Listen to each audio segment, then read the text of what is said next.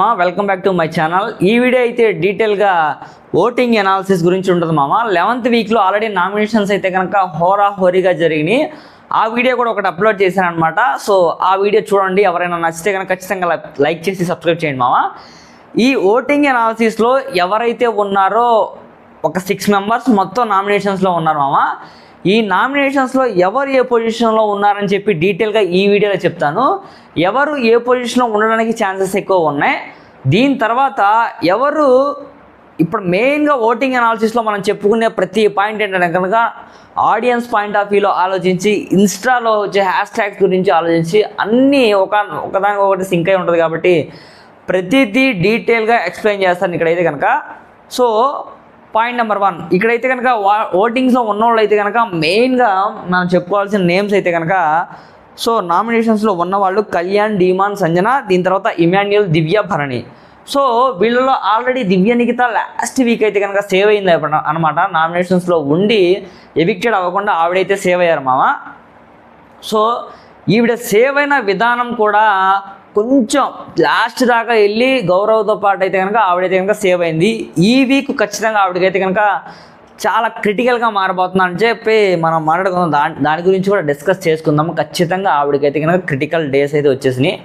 So ఇక్కడ యాక్చువల్గా ఆలోచిస్తుంటే కనుక రీతూ చౌదరి ఈ వీక్ నామినేషన్స్లో ఉండి బట్ అయితే కనుక ఇక్కడ ఏంటంటే కనుక మన తనుజ గారు అయితే కనుక ఆవిడ్ని సేవ్ చేయడం జరిగిందనమాట. సో సేవింగ్ ఏదైతే ఉందో ఆ సేవింగ్ని యూజ్ చేసి తనైతే కనుక ఒక ఆప్షన్ ఇస్తారనమాట. సో యాజ్ ఎ కెప్టెన్గా నువ్వు ఒకరిని సేవ్ చేయొచ్చు ఉన్న వాళ్ళలో అని చెప్పి అనుకుంటే కనుక ఇక్కడైతే కనుక తనైతే రీతూ చౌదరిని సేవ్ చేయడం జరిగింది అనమాట. సో ఇలా సేవ్ చేశారు, ఓకే బాగానే ఉంది. ఇక్కడైతే కనుక రీతూ చౌదరి సేఫ్. ఇంకా రిమైనింగ్ పర్సన్స్ ఎవరైతే ఉన్నారో దీంట్లో కళ్యాణ్ ఏమాత్రం డౌట్ లేదు, టాప్ మోస్ట్ పొజిషన్ ఉంటాడు. దీని తర్వాత ఇమాన్యుయల్ ఏమాత్రం డౌట్ లేదు, మ్యాక్సిమం టాప్లో ఉంటాడు. భరణి గారు టాప్లో ఉంటారు. దీని తర్వాత డీమాన్ కూడా మ్యాక్సిమం టాప్లో ఉంటాడు. ఇంకా రిమైనింగ్ మిగిలింది సంజన, దీని తర్వాత మన దివ్య గారు. సో లీస్ట్లో ఉన్న వాళ్ళ గురించి మాట్లాడుకునే ముందు ఫస్ట్ టాప్లో ఎవరు ఉన్నారో వాళ్ళ గురించి మనం మాట్లాడుకోవాలమా. సో టాప్లో ఉన్న వాళ్ళు ఎవరైతే ఉన్నారో ఇక్కడ first for the first time నామినేషన్స్లోకి ఉండి వాటింగ్ అనాలిసిస్లోకి వచ్చిన మన ఇమాన్యుయల్ అయితే కనుక ఎలా ఉండబోతుంది ఇమాన్యుయల్కి. సో ఇమాన్యుయల్ యొక్క ఫ్యాన్ ఫాలోయింగ్ ఎలా ఫీల్ అవుతుంది, ఇమాన్యుయల్కి టాప్ మోస్ట్ పొజిషన్లో వెళ్ళడానికి ఛాన్సెస్ ఉన్నాయా, కళ్యాణ్ని దాటి వెళ్ళగలడా లేడా అనేది ఇక్కడ మెయిన్ పాయింట్ మామ. ఈ ఓటింగ్ అనాలిసిస్ ఈ వీక్లో అయితే కనుక కళ్యాణ్ని క్రాస్ చేసి మన ఇమాన్యుయల్ అయితే కనుక టాప్ మోస్ట్ పొజిషన్స్లో ఉంటే ఇక తిరిగే లేదనమాట. ఇమాన్యుయల్కి ఖచ్చితంగా ఫినాలే కొట్టేవాడే మనోడేరా బాబు అన్నట్టుగా ఉంటుంది అనమాట. ఎందుకంటే కనుక దగ్గర 10 వీక్స్ అయిపోయింది. 11th వీక్ ఇది. 11th వీక్లో మనోడైతే కనుక నామినేషన్స్లో ఉంటే ఆల్రెడీ ఉన్నాడు. సో ఈ నామినేషన్స్లో తన యొక్క పర్ఫార్మెన్స్ ఫస్ట్ స్థానంలో ఉంటే కనుక ఖచ్చితంగా మనోడే విన్నింగ్ మెటీరియల్ 100%, నో డౌట్. కళ్యాణ్ని మించినోడు మనోడికి కప్ అని చెప్పి 100% అందరూ ఫీల్ అవుతారు. సో అదే కాకుండా ఈ నామినేషన్స్లో ఉండి ఓటింగ్ అనాలిసిస్లో 2వ పొజిషన్లో 3వ పొజిషన్లో ఉంటే కనుక కష్టం, 100% మనోడు కష్టం. ఎందుకంటే కనుక డే 1 నుంచి ప్రతి గేమ్ ఆడుతూనే ఉన్నాడు. ప్రతి టాస్క్ మనోడు ఆడిన విధానంలో టాస్క్ని చూసి హడలెత్తిపోయేలా ఆడతాను అనమాట. పక్కన వాళ్ళు కూడా హడలెత్తిపోయేలా ఆడతాను అనమాట. డీమాన్ లాంటి స్ట్రాంగ్ కంటెస్ట్ చేస్తే ఇక్కడ మన ఇమాన్యుయల్తో మంచి బాండింగ్ ఏర్పరచుకున్నారు. దాన్ని బట్టి మీరు అర్థం చేసుకోండి ఇమాన్యుయల్ ఏ రకంగా అయినా ఆట ఆడతాడో. ఎంటర్టైన్మెంట్ పరంగా ఎక్కడ తగ్గడు, మళ్ళీ ఎవరితో క్లాష్ ఉండదు, ఎవరితో గొడవ పెట్టుకోడు. అన్ని బాండింగ్స్ అన్నీ దాని తర్వాత అదే అన్ని హంగులు కలిస్తే ఒకటి అంటారు చూసారా, అది ఇమాన్యుయల్ అనమాట హౌస్లో.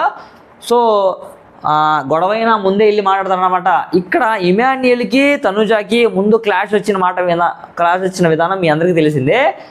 మెయిన్గా ఇమాన్యుయల్ని అసలు నామినేషన్స్లో పెట్టింది ఎవరైతే కనుక మీ అందరికీ తెలుసు, భరణి గారు నామినేట్ చేశారనమాట. మెయిన్గా ఒకనొక సిచ్యువేషన్లో అసలు భరణి ఎందుకు నామినేట్ చేసి చెప్తాను చూడండి. ఇప్పటిదాకా నామినేషన్స్లో లేడు ఇమాన్యుయల్, నువ్వు ఎలా ఉంటుందో చూస్తా, నువ్వు నామినేషన్స్లో రా, నీకు ఆ స్ట్రగుల్స్ ఎలా ఉంటే తెలుస్తాయని చెప్తాడు మన ఇమాన్యుయల్. అయితే కనుక కొంచెం ర్యాష్గా ఆన్సర్ ఇస్తారనమాట భరణితో. సో అవునా అన్నట్టుగా చెప్తారనమాట. ఓకే, ఆ సిచ్యువేషన్లో తను అలా మాట్లాడాడు, సరే రైట్, ఆ పాయింట్ మనం మాట్లాడుకోవడానికి తర్వాత ఈరోజు ఫుల్ లెంత్ వీడియోలో దాని గురించి మాట్లాడుకుందాం.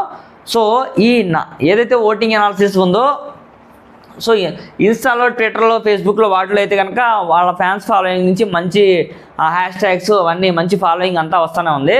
సో బట్ ఇక్కడ ఏంటంటే కదా ఇమాన్యుయల్ సెకండ్ పొజిషన్లో ఉన్నాడు కదా, ఇమాన్యుయల్ సెకండ్ పొజిషన్లో చూసి తన ఫ్యాన్స్ అయితే కనుక ఎక్కడో డిసప్పాయింట్ అవుతారేమో అని చెప్పి నాకైతే అనిపిస్తుంది.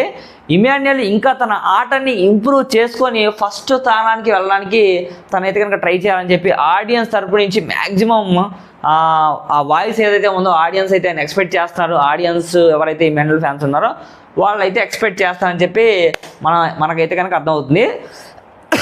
దీంతో పాటు లాస్ట్ టైము తనుజ గారితో బాగా పోటాపోటీగా ఆడిన కళ్యాణ్ పడాల అయితే కనుక ఈసారి టాప్ మోస్ట్ పొజిషన్లో ఉన్నారు కళ్యాణ్ పడాల అయితే కనుక.